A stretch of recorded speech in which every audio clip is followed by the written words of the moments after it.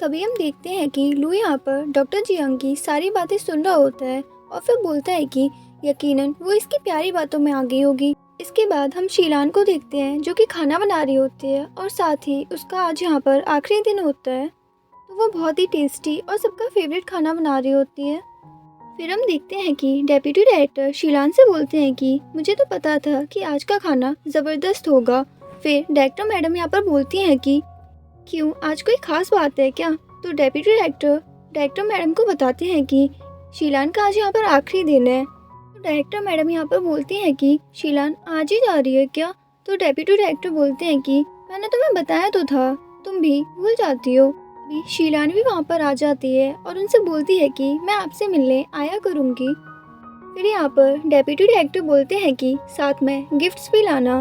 तो शीलान बोलती है कि आपको तो बस गिफ्ट चाहिए और उनसे बोलती है कि आपको हाइपरटेंशन है और साथ ही हाई कोलेस्ट्रॉल भी है। शीलान यहाँ पर डायरेक्टर मैडम से बोलती है कि मैंने अपनी डेस्क पर एक नोटबुक रख दी है जिसमें आप लोगों को डाइट में क्या क्या लेना है उसमें सब लिखा है और दूसरी पेशेंट्स के लिए मेडिकल ट्रीटमेंट भी लिख दिया है। ये सब सुन के डेप्यूटी डायरेक्टर बोलते हैं कि शीलान तुम यहीं पर रुक जाओ। तो शीलान बोलती है क्यों, आप नहीं चाहते कि मैं यहाँ से जाऊँ? तो डेप्यूटी डायरेक्टर बोलते हैं कि तुम्हें क्लिनिक की कितनी फिक्र है। उसे बताते हैं कि तुम जब यहाँ पर नहीं थी तो मैं और डायरेक्टर मैडम मिलके खाना बनाते थे।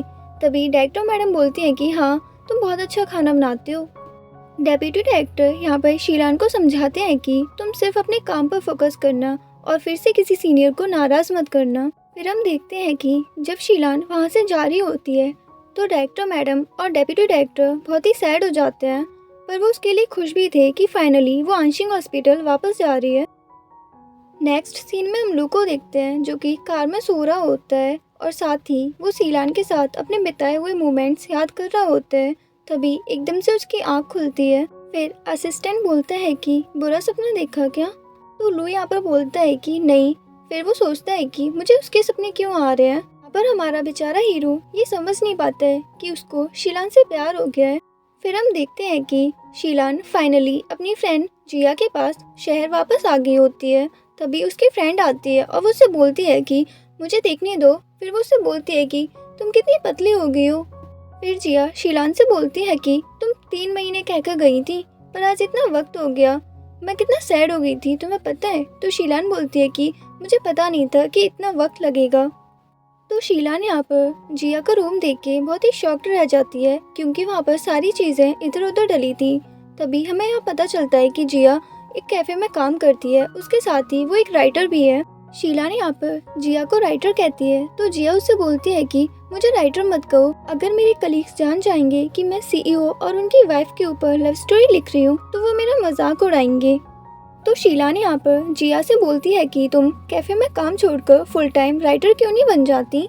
तो जिया यहाँ पर बोलती है कि मुझ में राइटर जैसा क्या है, मैं तो एक नॉर्मल सी इंसान हूँ। और बोलती है कि वैसे भी कैफे में काम करना ज़रूरी है क्योंकि मुझे वहाँ से इंस्पिरेशन मिलती है। जिया शीलान से बोलती है कि मेरी स्टोरी का विलन मुझे घिसा पिटा नहीं चाहिए था, पर मैं वैसा कुछ सोच ही नहीं पाई। फिर वो उसे बताती है कि एक दिन सूट पहना एक यंग हैंडसम कस्टमर उसके कैफे में आता है। उसने अपनी बैग से थर्मस निकाला और बोला, हेलो, मुझे एक स्ट्रॉबेरी मिल्क शेक चाहिए। जिया बोलती है कि मैं तो उसे देखती रह गई, कितनी क्यूट हॉबी है उसकी, मेरी स्टोरी के विलन के लिए परफेक्ट है। तभी मैंने फैसला किया कि इसी पर लिखूंगी। तभी शीलान बोलती है कि मुझे उसके लिए अफसोस हो रहा है। तभी जिया बोलती है कि मेरी स्टोरी में आना उसके लिए ऑनर की बात होगी। फिर वो शीलान से बोलती है कि जब लास्ट टाइम हमारी बात हुई थी तो तुमने बताया था कि वो नकली प्रेसिडेंट काफ़ी अमीर है, उसके आगे बताओ ना। तो शीलान बोलती है कि मैंने तुम्हें सब कॉल पर बता तो दिया था। तो जिया यहाँ पर बोलती है कि मुझे सब डिटेल में जानना है। तो शीलान बोलती है कि नहीं, मुझे पता है तुम उसके ऊपर भी कोई स्टोरी लिख दोगी और मुझे वो बिल्कुल पसंद नहीं है। जिया शीलान से बोलती है कि ये कोई ऐसी वैसी स्टोरी नहीं होगी, ये बहुत ही प्यारी कहानी होगी। मुसीबत में फंसा एक प्रिंस मिला एक नच्चड़ी लड़की से। फिर शीलान बोलती है कि चुप करो, नच्चड़ी मैं नहीं तुम हो। इसके बाद हम असिस्टेंट को देखते हैं जो कि लू को लेने आया होता है। तो लू से बोलता है कि रोज़ मुझे लेने आने की ज़रूरत नहीं है, मेरी कार ठीक हो गई है, मैं खुद आ सकता हूँ। तो यहाँ पर असिस्टेंट बोलता है कि मैं नहीं चाहता था कि मीटिंग में कोई गड़बड़ हो, इसीलिए आया। लू यहाँ पर बोलता है कि उस विलेज में मेरी जो हालत हुई उससे अच्छा मैं ये मीटिंग अटेंड करना पसंद करूँगा। असिस्टेंट लू को बताता है कि ये शीलान आज से ज्वाइन करेगी, तो लू बोलता है कि मुझे पता है। असिस्टेंट यहाँ पर लू से बोलता है कि आप शीलान में इतने इंटरेस्टेड क्यों हैं? तो लू यहाँ पर बोलता है कि मैं अपनी रोज की जिंदगी से बोर हो गया हूँ, इसीलिए सोचा कि अपने एंटरटेनमेंट के लिए कुछ ढूंढ लूँ। लू यहाँ पर झूठ बोल देता है क्योंकि उसे खुद नहीं पता था कि वो शीलान से प्यार करने लगा है। फिर हम यहाँ पर शीलान को देखते हैं जो कि फाइनली आंशिक हॉस्पिटल वापस आ गई होती है। वो यहाँ पर अपनी ड्रेस पहनती है और बहुत खुश होती है कि फाइनली वो वापस आंशिक हॉस्पिटल आ गई।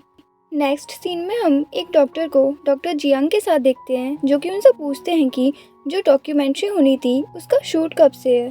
तो डॉक्टर जियांग यहाँ पर बोलता है कि मुझे मालूम नहीं और वैसे भी उससे हमारा क्या लेना देना। तो वो डॉक्टर बोलता है कि मैं उसमें काम करना चाहता हूँ, शायद इसी बहाने मुझे कोई पार्टनर भी मिल जाए। तो जियांग यहाँ पर बोलता है कि बहुत उतावली लग रहे हो। तो वो डॉक्टर बोलता है कि जिसकी गर्लफ्रेंड होती है उसे क्या पता कि बैचलर होने का डर क्या होता है। तभी हम यहाँ पर शीलान को देखते हैं। तो वो डॉक्टर उससे बोलता है कि तुम कब आई? तो शीलान बोलती है कि आज ही आई हूँ। तो यहाँ पर जियांग शीलान को देखकर बहुत ही शॉक्ड और नर्वस हो जाता है। तो शीलान उनसे बोलती है कि आज किसी की शिफ्ट नहीं है क्या? तो यहाँ पर जियांग बताता है कि मेरी आज दोपहर की शिफ्ट है। फिर हम देखते हैं कि शीलान को फोन आता है कि न्यू प्रेसिडेंट ने उसे मिलने के लिए बुलाया है। वो यहाँ पर बहुत ही नर्वस और डर जाती है। वो सोचती है कि न्यू प्रेसिडेंट, इसका मतलब प्रेसिडेंट चेंज हो गए हैं। तो वो सोचती है कहीं न्यू प्रेसिडेंट लू तो नहीं है। वो सोचती है कि ऐसा कैसे हो सकता है क्योंकि उसने आंशिक हॉस्पिटल की ऑफिशियल वेबसाइट चेक की थी जिस पर कि कोई अपडेट नहीं थी क्योंकि लू ने कोई भी अपडेट करने के लिए मना कर दिया था। शीलान यहाँ पर याद करती है कि लू ने उसे बताया था कि वो आंशिक हॉस्पिटल का प्रेसिडेंट लू है, पर शीलान ने यहाँ पर बिलीव नहीं किया था। तो वो सोचती है कि अगर सच में वो प्रेसिडेंट हुआ तो वो उसे छोड़ेगा नहीं क्योंकि उसने गाँव में उससे कितना काम करवाया था और कितना परेशान किया था। फिर वो अपने मन में बोलती है कि नहीं, ये सच नहीं हो सकता। वो बोलती है कि शायद न्यू प्रेसिडेंट का नाम प्रेसिडेंट शिन है। फिर उसके बाद वो बहुत ही डरते डरते प्रेसिडेंट के पास जाती है क्योंकि उसे डर लग रहा होता है कि न्यू प्रेसिडेंट लू ना हो। अगर वो हुआ तो वो उसकी क्या हालत करेगा। फिर वो गेट खोलती है तो देखती है कि वहाँ पर हमारा असिस्टेंट बैठा होता है। तो वो उसी को प्रेसिडेंट शिन समझ लेती है और सुकून की सांस लेती है कि न्यू प्रेसिडेंट लू नहीं है। पर उसे पता नहीं होता है कि यहाँ पर लू ने असिस्टेंट को प्रेसिडेंट बनने के लिए कहा होता है ताकि वो जान सके कि वो उसकी क्या क्या बुराइयां करती है और उसके बारे में क्या सोचती है।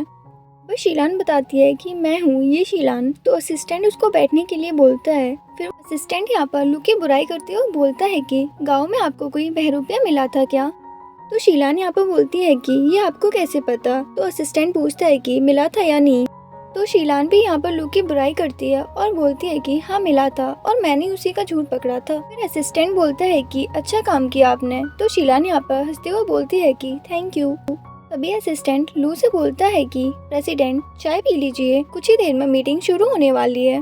फिर यहाँ पर शीलान लू को देखकर बहुत ज्यादा शॉक्ड और डर जाती है कि उसने अभी असिस्टेंट के सामने लू की इतनी सारी बुराई जो की थी, अब लू उसे नहीं छोड़ेगा। शीलान यहाँ पर बहुत ज़्यादा डर रही होती है और लू तो पूरे मज़े ले रहा होता है क्योंकि शीलान ने उसको गांव में बहुत ज़्यादा परेशान किया था, इसीलिए वो भी उसे ऐसे ही परेशान करने के लिए ये सब कर रहा था। फिर शीलान उससे डरते हुए बोलती है कि ये सब आपने जानबूझकर किया ना? तो लू बोलता है कि हाँ, तुम्हें मजाक बहुत पसंद है ना?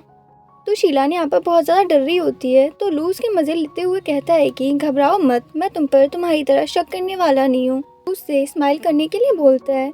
तभी शीलान डरते हुए स्माइल करती है। शीलान यहाँ पर लू से पूछती है कि आप सच में यहाँ के प्रेसिडेंट हैं?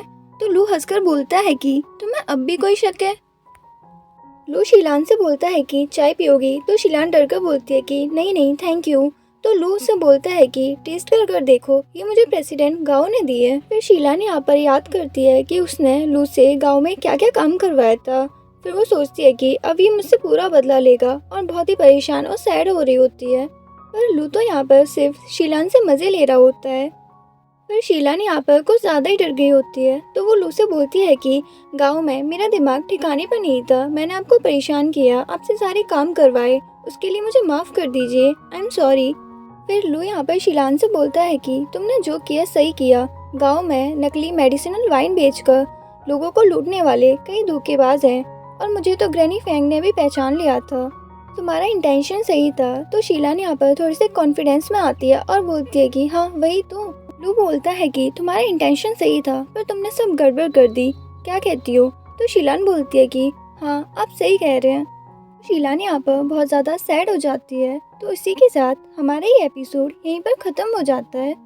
तो चलिए फिर मिलेंगे इसी के नेक्स्ट एपिसोड के साथ। तब तक के लिए अपना ख्याल रखिए और खुश रहिए।